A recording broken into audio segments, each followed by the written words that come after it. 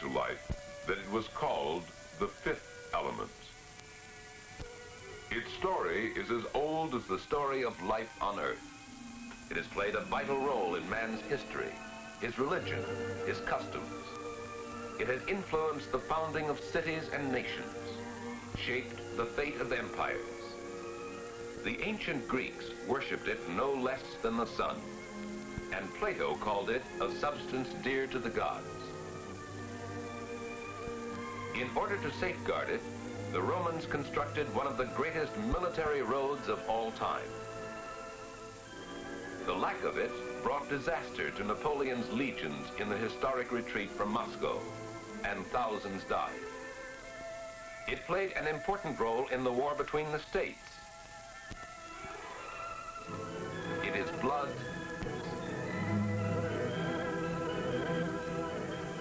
According to mythology, the sky god struck fire into the heavens.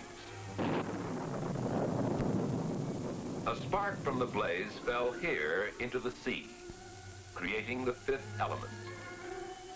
Geologists tell us it found its way here, deposited by ancient. This is the white wonder, the element of the ancients. And this is how we know it best. This is salt.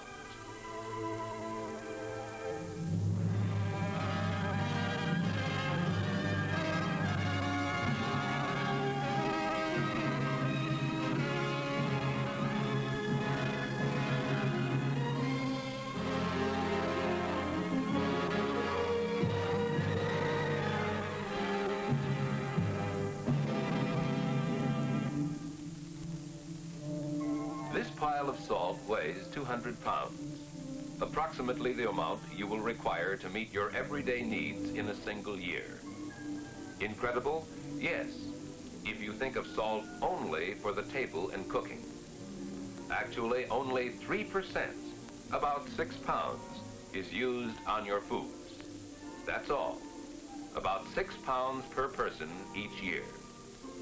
Where then does the rest of it go? It touches every part of our lives, in many ways you've never thought about. How then does it serve us? The rest supplies the growing demands of American industrial and agricultural life. Modern industry, our modern way of life, could not exist without it. A noted scientist has said, give a chemist coal, water, lime, sulfur, cellulose, and salt, and he can perform nearly all the modern miracles in chemistry. To the chemist, salt is sodium chloride. With ordinary chemical processing, 13 vital chemicals are obtained. With electrolysis, salt can be broken down into its two elements, sodium and chlorine, and another 21 chemicals can be derived. Today, salt enters into almost 14,000 different uses. Let's look at a few. In the clothing you wear, salt is used in textile bleaches and dye stuffs, in medicines, in cosmetics, in nylons, in leather, in plastics, newspapers, in matches, ceramic glazes, tobacco, in photography. Salt helps purify that water, makes possible the glass from which you drink. Salt is used in paints and lacquers, in tires, gasoline, in alloys and bath solutions to obtain lighter and stronger metals, on land and in the sky, in munitions for the defense of America. Salt is in that smoke screen. And here too, salt in tablet form helps these troops avoid heat exhaustion and prostration. Salt.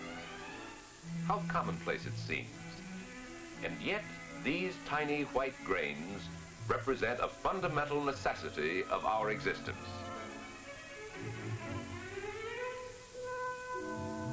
Nature made it abundant, but making it available is something else again.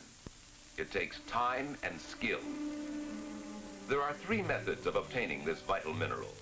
First, let's examine the oldest, solar evaporation. It's often described as a farming operation, and it begins in the spring. You take salt water and direct it toward great concentrating ponds, where time, wind, sunshine, and careful controls take care of the rest. Impurities like calcium sulfate precipitate and settle out. The brine becomes more and more concentrated, and when tests show the brine has reached proper density, it is pumped into garden ponds. Month after month, under constant supervision, it crystallizes, builds up. Then comes the harvest.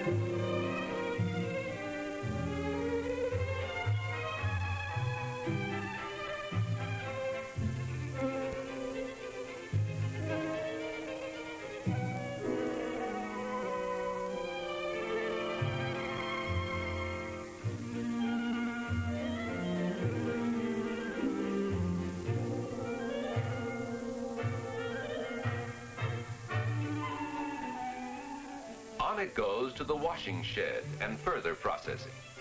Salt, for table use for example, must be rebrined and evaporated in vacuum pans. Other grades, after drying, screening, and packing, may eventually find their way into atomic energy. Or here. For salt plays an important part in the agricultural life of America too. Not only for its own essential properties, but as the logical carrier for vital trace elements. Iodine, copper, cobalt, manganese, iron, zinc, and other minerals which may have been leached from the soil, hence are lacking from pasturage and grains. Minute amounts of those trace minerals are added here, in these salt blocks and salt bricks.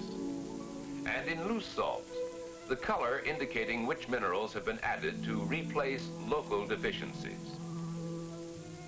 And because salt is required daily, it's the ideal medium by which to assure that farm animals get their full quota of trace minerals regularly.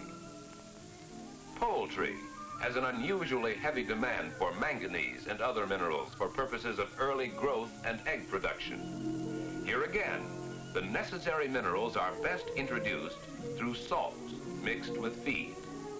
Trace mineralized salts, resulting in stronger, healthier animals, more and better foods for the table, assuring the farmer of a higher return from every feed dollar. The importance of salt to our nation's food supply is well illustrated here.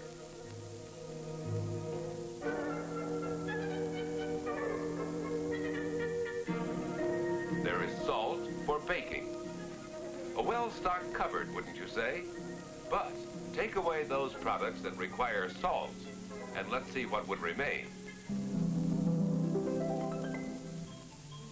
has invented a host of seasonings: ketchup, mustard, chili sauce, Tabasco, mayonnaise, French dressing, Thousand Island, many others. Each requires its quota of salt. Salt for peanuts, for potato chips, for pretzels and candy.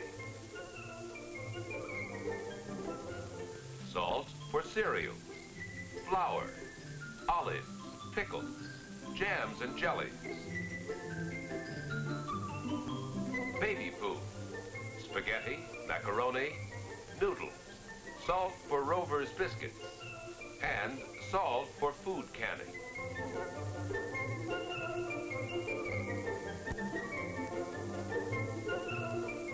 Salt for dairy products. And since poultry and livestock need their quota of salt regularly, salt for the fisheries, salt for the meat packers. Salt goes into the making of plastics and aluminum foil too, paper curtains, glass. And since it entered into the manufacture of the refrigerator itself, salt for refrigeration, making it possible for us to obtain fresh meats, vegetables, and fruits all year round. Salt enters into many household uses too. Simple time-saving uses. A thin paste of salt and salad oil removes marks on furniture made by hot dishes.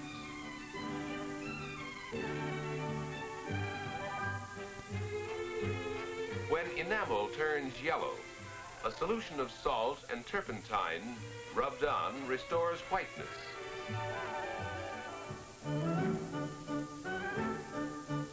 A paste of salt and vinegar may be used to clean tarnished brass and copper.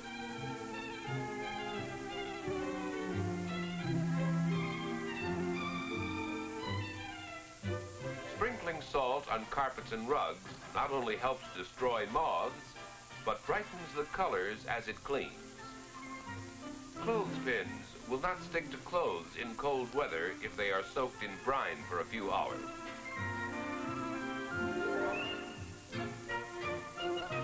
Rough spots on an iron disappear like magic when the iron is rubbed back and forth over dry salt.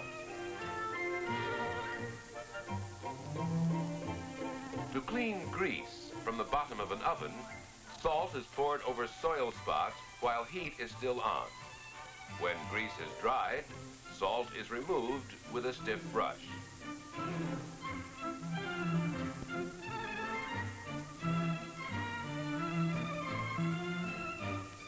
Ordinary table salt may be used as a decorative aid too in arranging artificial flowers. First, salt is poured into the vase, then cold water. When the salt dries, it solidifies and holds the flowers in a permanent arrangement.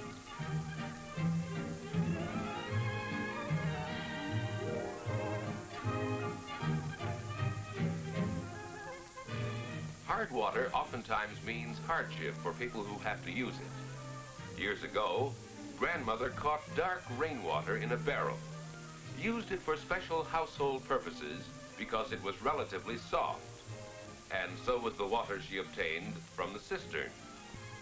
But this water was hard. It came from the well, and that made all the difference. As rainwater falls toward Earth, it picks up some carbon minerals and other impurities that turn it to a dark color when collected, in Grandmother's rain barrel, for example. However, it is still soft water. But what happens to this soft rainwater when it reaches the earth? It seeps through the ground or runs off into streams and rivers, and in doing so picks up calcium, magnesium, and perhaps iron and manganese, earth minerals that make it hard. These minerals tend to solidify under heat and form a scale on any vessel containing water, be it in the tea kettle or in the steam boiler of a modern factory. This scale decreases the efficiency of the boiler and must be removed or prevented. When used for laundering or other washing purposes, Hard water develops a scum known as hard water curds, makes washing more difficult, requires more soap. Though hardness of water varies in different regions of our country, a large portion of the United States has hard water, as you can see. The darker areas indicating harder water. Again, we are indebted to salt for helping us change hard water to soft. In the home, in the factory, salt is the key to our soft water supply. Salt pellets in this appliance help turn hard water to soft, making washing easier, faster, more economical. Soft water is also vital to many industries, and salt makes it possible to provide the tremendous quantities needed at the lowest possible costs. How fortunate we would be if salt were everywhere close at hand on the surface of the earth. But it isn't. So man must search, find it elsewhere. In some cases, deep in the earth. Here, 700 feet underground, you are literally surrounded by salt. The pillars, the ceiling, the floor, all solid salt. From thick beds like this, from great salt domes, you can mine it as you would mine coal. But it is always clean and comfortable down here, and the temperature all year round is like that of a clear October day. Giant pillars support the roof of the mined out area. These, for example, are approximately 80 by 100 feet. The mining operation begins, and the face of the salt wall is drilled for dynamite charges.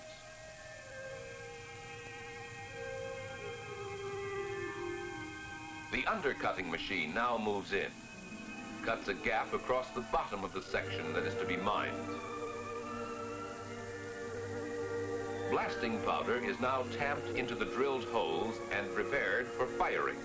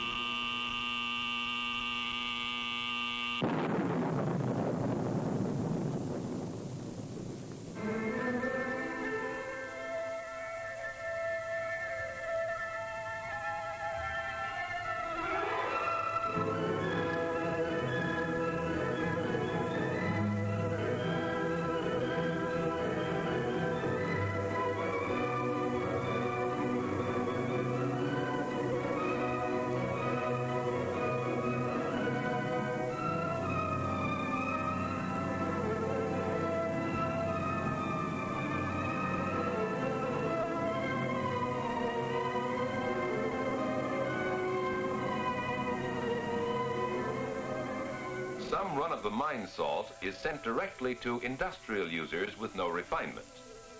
For other uses, it must go through further processing steps, some simple, some complex.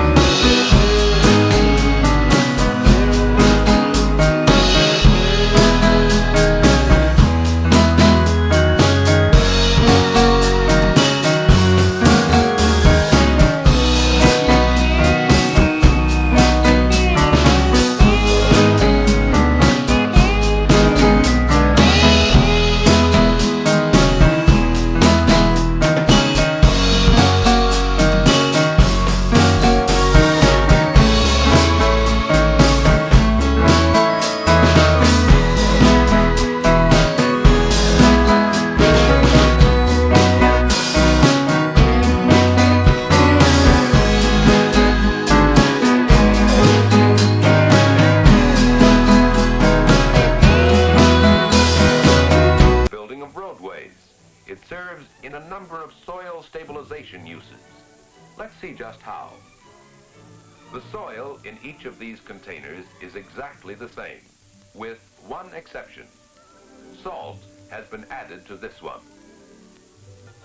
Salt binds the soil, furnishes an excellent subbase for concrete and asphalt highways and city streets, produces better, harder, longer-lasting rural roads at less cost per taxpayer dollar. Now you begin to understand why methods and machines are constantly being improved and extended to keep pace with the constantly increasing demand for more and more of this vital commodity. The third method developed for salt recovery is drilling. By a stretch of the imagination, you might describe this hydraulic process as mining by pipeline. More than half of our total salt supply is produced by this method. Fresh water is pumped through pipes into the well, and the resulting saturated brine is then forced up, creating a high-quality product that finds its way to your tables and into many other uses. The brine, pumped up from the well, goes into these large settling tanks. Chemicals remove impurities. The purified brine moves on into airtight evaporators called vacuum pans. Salt crystals form, sink to the bottom of the cone.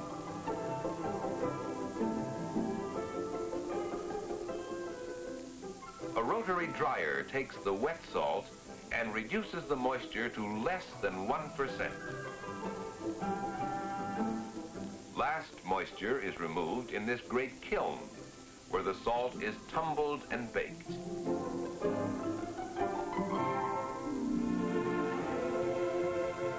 After cooling, dry salt emerges, moves on its way to be screened and graded.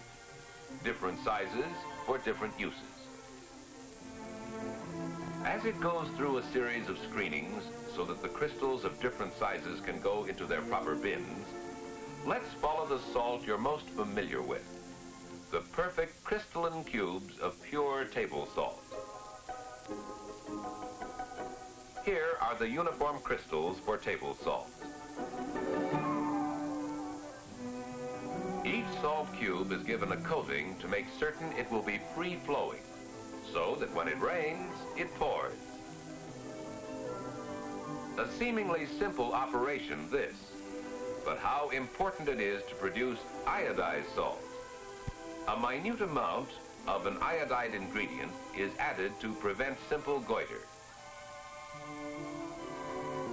To protect the free-running qualities, to assist in preventing the loss of iodine, each can is made up of several plies of paper with an asphalt impregnation between. In addition, the label has been lacquered so that it too will form a moisture barrier.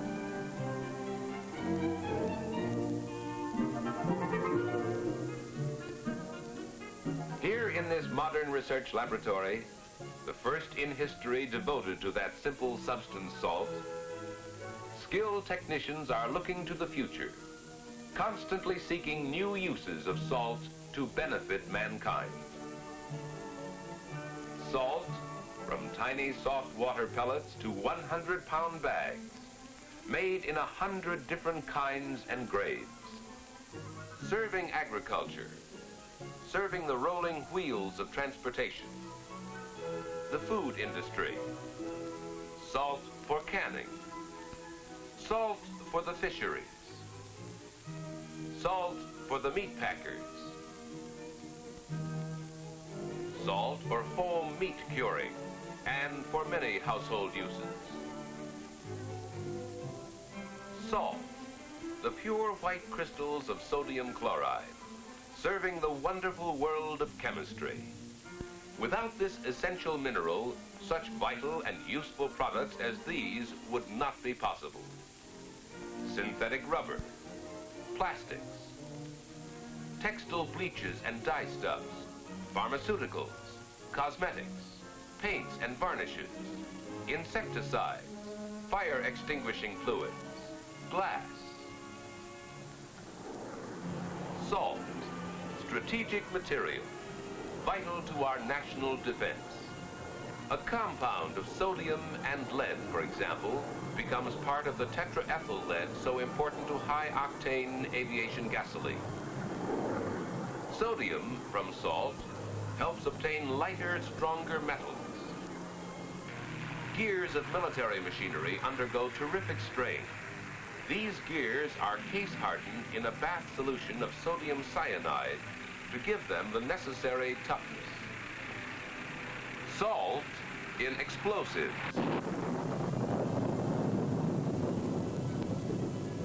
Salt essential in munitions.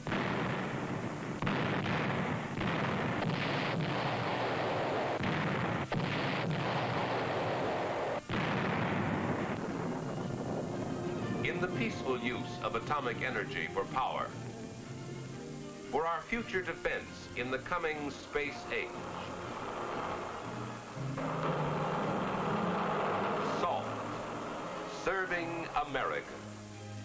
And her need for it has more than doubled since World War II, due largely to the tremendous growth of our chemical industry. But salt has kept pace with our changing needs, and it always will. If you want a dash of salt for your food, if you want carloads, as an individual, or as a community, or as one of the 60 major industries depending on this vital mineral, no matter where you are, rest assured that you can have exactly what you want, when and where you need it. Salt from the solar ponds. Salt from the wells. Salt from the mines. No matter where you live, where you work, there will be salt, often unseen, unrecognized, but there to serve you and yours with the indispensable crystals of life.